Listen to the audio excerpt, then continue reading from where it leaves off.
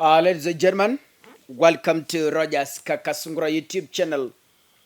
A big thank you for your continued support, and may God bless each and every person who is putting his or her hand in make sure that this platform grows.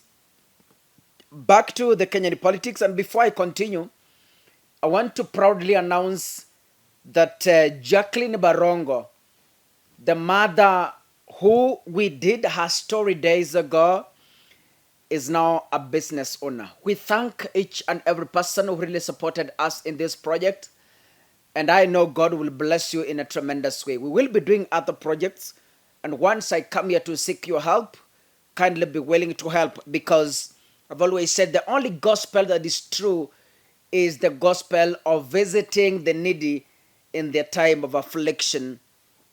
Back to the Kenyan politics. Now, Raila Odinga had planned a massive parallel rally yesterday on 12th December. It was hyped across all media platforms, television and radio. But then again, Raila cancelled the meeting. Others said he has been threatened by government. Others said I don't know what. But the truth of the matter is Raila Odinga was invited by Joe Bidden to the US to attend the leaders' meeting. And Raila left this country on 10th of this month. He jetted to the United States of America to meet Joe Biden. And whatever they discussed is still unknown, but then I'm going to insinuate in this platform. But looking at what is unfolding and judging by whatever that is happening, I'm going to guess and tell you the possible outcome of course, this invitation. Joe Biden understands very well that Raila Odinga and William Ruto are political enemies, and especially now. Joe Biden understands that. Now, in this leaders' meeting, Joe Biden decided to invite Raila Odinga and William Samoei Ruto. The president left Kenya yesterday immediately after officiating the Jamhuri Day celebrations. He jetted out of this country to the US to join Raila Odinga in the Africa Leaders Summit in Washington, D.C. Now, gentlemen, ladies and gentlemen, I want you to understand me very clearly. Before I proceed, I want to take you back. You know, when William Ruto and Raila Odinga met at a climate change conference, I told you in this very platform that something is cooking. They did not meet by coincidence. I told you that for free. Then after that, a few days after that meeting, actually a few weeks after that meeting, something came up. William Ruto started pushing for the creation of the office of the opposition leader. When it's at stages, because William Ruto has already written to Parliament, to the Speaker of the National Assembly, pushing for the creation of the office, and Ruto wants the constitution to be amended so that we can insert the office of the official opposition leader and other few amendments, which include CDF and the rest. Gentlemen, ladies and gentlemen, again, for the second time, two political enemies are meeting in the United States of America. This time round, both of them invited by one leader, the President Joe Biden. They will be meeting in the US, and I can confirm that Raila Odinga and William Ruto are meeting in the United States of America. That is a fact. There is something I want us to discuss out of this.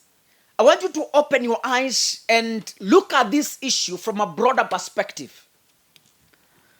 Now, I've always told you that you can never run government without Raila Amolo Odinga.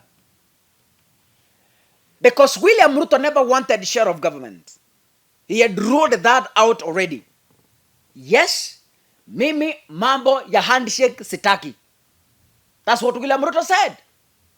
But do you know what? These guys are secretly doing handshakes outside this country. They have already done deals. After deliberations, after discussions, where some Western leaders were involved, because William Ruto never wanted a share of government, he said, I can confidently offer a position of the office of the opposition leader because I already have a prime minister, who is Musalia Mudavadi. I do not have any other seat remaining.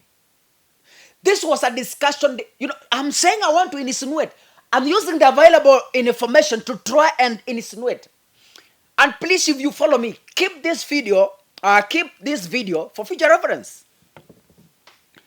Meetings have already been done between William Ruto and Raila Odinga, though highly secretive meetings. If meetings have not been done, then both of them have been engaged by powerful leaders from the Western countries. Ruto has been engaged, and he has been told the only way out is to look for ways to accommodate Raila Odinga. Then Ruto said, no, I can't because I've already given out the position of the Prime Minister to Musalia Mudavadi. The only position remaining out is to create the office of the opposition leader, give Raila Odinga a budget, I fund from the exchequer, I give him freedom to address the parliament, then I give him freedom to source for funds from donors. That is the only position remaining. Now, ladies and gentlemen, it's not Raila Odinga who is pushing for this. It's actually William Ruto through influence from other people. Raila Odinga recently said that he cannot fall into William Ruto's traps. William Ruto wants to do a handshake with Raila Odinga by rewarding him an office of the, and listen to me, an office of the opposition leader fully funded by the exchequer, given freedom to recruit office staff, give him freedom to address parliament, and give him freedom to source funds. Let me tell you, ladies and gentlemen, there's one thing that you must accept in politics. One thing you must accept in politics. As much as these politicians are patriotic to us, as much as they are fighting for our rights and other freedoms, remember, they also need to eat.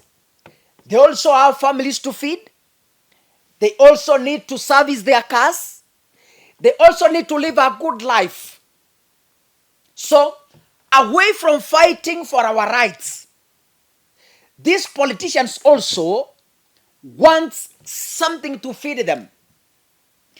In the office of the opposition leader, Raila has been given a package. We, as a government, as William Ruto, I will be funding you. Now, ladies and gentlemen, listen to me very clearly. This is a handshake and nothing else. As much as they are hiding it, as much as they are denying it, as much as Raila is denying it, as much as William Ruto is playing innocent, this is a handshake. Listen to me, guys. This is a handshake, whether you like it or not. It might not be done in public. It might not be done on media like they did to Uhuru, but the handshakes are happening outside this country, and the negotiations are almost bearing fruits. How are they bearing fruits? If nataka mnisikize vizuri. Najua I'm here to tell you the truth. It doesn't matter how you look at me. I'm here to tell you bitter facts. You accept them or leave them. By Ruto officially writing to Parliament, it means Raila Odinga has already accepted the offer of taking the role of the official opposition leader. It's a done deal. Ruto hawezi kuwa wazimu aamuke andikie Parliament kama Raila hajakubali. Hawezi kuwa wazimu. You create an office. Who is occupying it? The office bearer must first accept who is Raila Odinga. Hatuna tena opposition leader mwingine. So by Ruto writing to the Speaker of the National Assembly,